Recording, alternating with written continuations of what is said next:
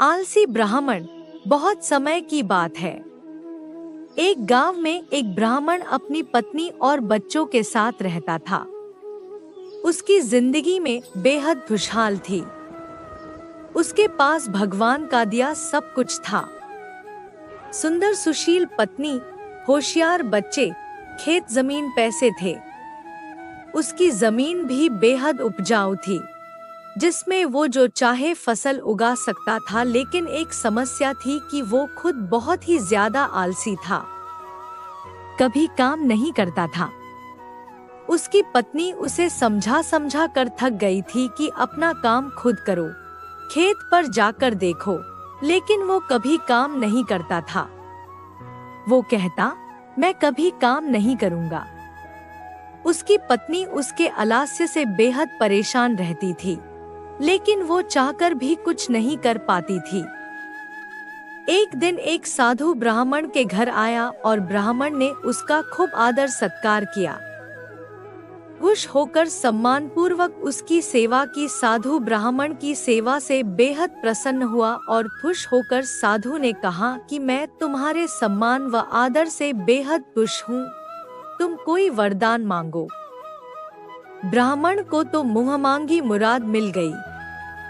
उसने कहा, बाबा, कोई ऐसा वरदान दो कि मुझे खुद कभी कोई काम न करना पड़े। आप मुझे कोई ऐसा आदमी दे दो जो मेरे सारे काम कर दिया करे। बाबा ने कहा, ठीक है, ऐसा ही होगा, लेकिन ध्यान रहे, तुम्हारे पास इतना काम होना चाहिए कि तुम उसे हमेशा व्यस्त रख सको। यह कहकर बाबा चले गए और एक बड़ा सा राक्षसनुमा जिन्न प्रकट हुआ। वो कहने लगा, मालिक, मुझे कोई काम दो, मुझे काम चाहिए। ब्राह्मण उसे देखकर पहले तो थोड़ा डर गया और सोचने लगा। तभी जिन्न बोला, जल्दी काम दो वरना मैं तुम्हें खा जाऊंगा। ब्राह्मण ने कहा, जाओ और जाकर खेत में पानी डालो। यह सुनकर जिन्न तुरंत गायब हो गया और ब्राह्मण ने राहत की सांस ली और अपनी पत्नी से पानी मांगकर पीने लगा।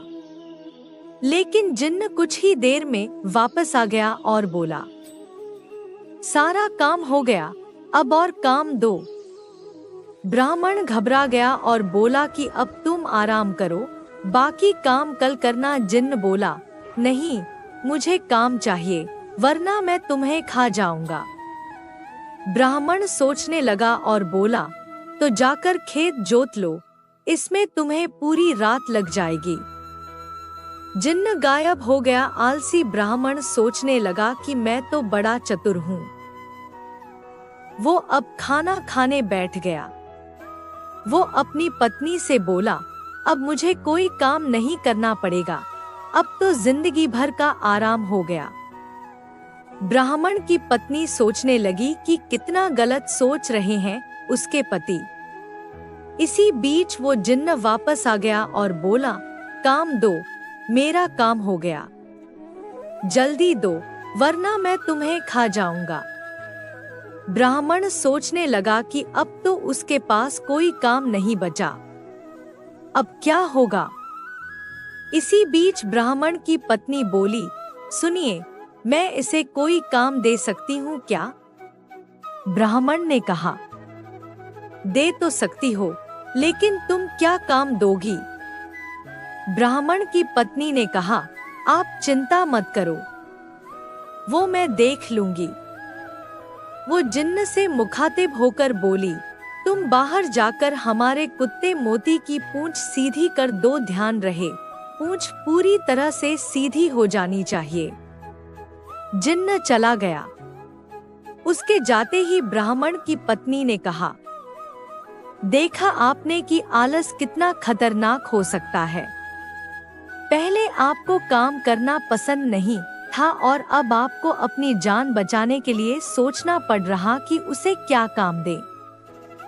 ब्राह्मण को अपनी गलती का एहसास हुआ और वो बोला, तुम सही कह रही हो, अब मैं कभी आलस नहीं करूंगा, लेकिन अब मुझे डर इस बात का है कि इसे आगे क्या काम देंगे। यह मोती की पूंछ सीधी करके आता ही होगा। मुझे बहुत डर लग रहा है। हमारी जान पर बनाई, अब तो यह हमें मार डालेगा। ब्राह्मण की पत्नी हंसने लगी और बोली, डरने की बात नहीं, चिंता मत करो, वो कभी भी मोती की पूंछ सीधी नहीं कर पाएगा। वहां जिन्न लाख कोशिशों के बाद भी मोती की पूंछ सीधी नहीं कर पाया। पूंछ छोड़ने के बाद फिर टेढ़ी हो जाती थी। रात भर वो यही करता रहा। ब्राह्मण की पत्नी ने कहा, अब आप मुझसे वादा करो कि कभी आलस नहीं करोगे और अपना काम खुद करोगे। ब्राह्मण ने पत्नी से वादा किया और दोनों चैन से सो गए। अगली सुबह ब्राह्मण खेत जाने के लिए घर से निकला तो देखा जिन्न मोती की पूंछ ही सीधी कर रहा था। उसने जिन्न को छेड़ते हुए पूछा, क्या हुआ, अब तक काम पूरा नहीं हुआ क्या? जल्दी करो, मेरे पास तुम्हारे लिए और भी काम है। जिन्न बोला, मालिक मैं जल्द ही यह काम पूरा कर लूंगा। ब्राह्मण उसकी बात सुनकर हंसते हंसते खेत पर काम करने चला गया और उसके बाद उसने आलस हमेशा के लिए त्याग दिया। सीख, आलस्य ही मनुष्य का सबसे बड़ा दुश्मन है। अपनी मदद आप करने से ही कामयाबी मिलती है और आलस करने से जिंदगी में बड़ी मुसीबतें आ सकती हैं।